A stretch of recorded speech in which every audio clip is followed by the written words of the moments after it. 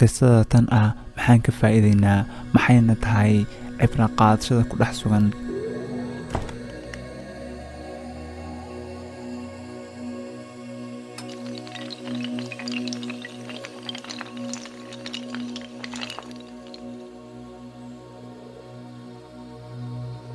السلام عليكم ورحمة الله وبركاته. waxaa jiray nin kalluumaysta subaxii ayuu badda gelin jiray shabagga lagu kalluumaysto, kadibna suuqa ayuu iibgeyn jiray. wuxuu ku gataa lacag, inta soo hadhin wuxuu geeyaa gurigiisa si ay u cunaan isagii xaaskiisu. subax kastana wuxuu samayn jiray sidaas, isagoo quudkiisa ka raadsta badda. maalin ayaa wuxuu aaday badda, wuxuuna soo tabtay kalluun, wuxuuna geeyey suuqa. intii soo hadhayna wuxuu geeyey gurigiisa, wuxuuna u dhiibay haweenaydiisa si ay u jarjarto una diyaariso. calooshiisa ayaa waxay ka heshay lu'lu', aadna ayay u farxday. kadibna waxay u yeedhay ninkeeda, waxayna u sheegtay in ay kalluunkii ka heshay calooshiisa lu'lu'. waa u qaadan waayey, kadibna wuu soo qaaday, wuxuu u geeyey nin ka ganacsada lu'lu'a.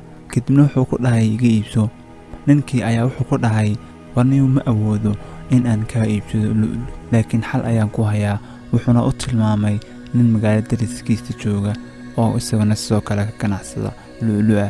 kadibna waa soo baxay ninkii isagoo degdegaya una socda ninkii loo tilmaamay.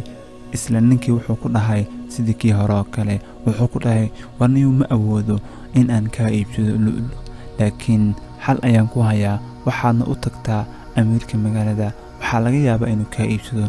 kadibna ninkii waa uu soo baxay isagoo u socda ninkii magaalada Ameerika ahaa, wuxuuna ku dhahay waxaan wadaa luul, waxaana rabaa inaad iga iibsato, ee maga iibsanaysaa. kadibna ninkii ayaa aad u farxay, wuxuuna ku dhahay warniyu muddo dheer ayaan raadinayay, waxaan kuga abaalgudan ma aqaan. si aan kaaga iibsado waa in aan abaalmarin weyn ku siiyaa. waxaadna gashaa qolkayga khaaska ah ee hantideeda khaaska ii taallo, waxaana ku siiyey 6 saac ee waxaad rabto kala soo bax. ninkii intuu aad u farxay ayaa wuxuu dhahay mudane 2 saac ayaa igu filan, ee maxaad 6 saac oo dhan i siisay. kadibna amiirkii wuxuu ku dhahay mayane 6 saac oo kaamil ayaan ku siiyey, waxaad rabtana ka soo samayso. ninkii aad ayuu u farxay, wuxuuna soo galay qolkii. qolku waa qol aad u weyn, wuuna la indhatiraatiray. qolku wuxuu u qaybsan yahay 3 qaybood. qaybta hore waxaa taala lu'lu', jawhar iyo dahab iyo waxyaabo kale. qaybta labaad waxaa taala sariir aad u qurux badan oo haddii aad hal mar ku seexato aadan ka soo kici lahayn. qaybta dambena waxaa taala cuntooyin aad u fara badan oo noocyo kala badan leh. ninkii isagoo maskaxdiisa la hadlaya ayaa wuxuu dhahay waxaad haystaa waqti aad u badan, 6 saac baad haysataa, ee waa inaad horta cuntada ka bilowdaa. cuntada cunistiisa waxay ka qaadatay 2 saac oo kaamila. markii uu dhargay ayaa buu kacay, kadibna wuxuu dhahay waxaad haystaa waqti kale waa aad u fara badan, adigoo dharagsanna alaab fara badan ma qaadan kartid, ee waa inaad sariirta ku seexataa. wuxuuna galay hurdo aad u dheer. wuxuu ku soo baraarugay ciidankii amiirka oo ridda taagan, waxayna ku dhaheen warkac doqonyo kalluumaystaha.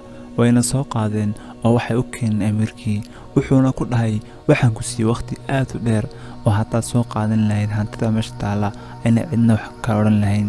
amiirkii ayaa wuxuu ku dhahay waxaad tahay hanti aad u badan, haddii aad wax ka mida soo qaadan lahayd waxaad ku gadin lahayd cunto fara badan iyo furaashaad ku seexato, laakiin waxaad tahay doqon dantiis ma garataa. ciidankiisina wuxuu ku amray in la qaado oo dibadda loo tuuro. ninkii kalluumaystaha ayaa wuxuu dhahay joog weli waxba maan qaadan, laakiin waqti badan ayaa la siiyey, wuu dhammaaday waqtigiisii. qisada tan ah maxaan ka faa'iidaynaa, maxayna tahay cibra qaadashada ku dhex sugan. luulkan aad arkaysaa waa naftaada oo qiimo gooya aan jirin. qolkaasina wuxuu ahaa dunidan aan ku noolnahay. jawharta, dahabka iyo wixii dhex yaallayna waxay ahaayeen acmaasha wanaagsan. cuntadii faraha badnayd uu cunayna waxay ahayn shahawaadka iyo dhalaalka nafta. sariirtii uu ku seexdayna waxay ahayd muuqanaanta uu qof ku jiro. haddaba waxaa loo baahan yahay inaad hurdada ka kacdo.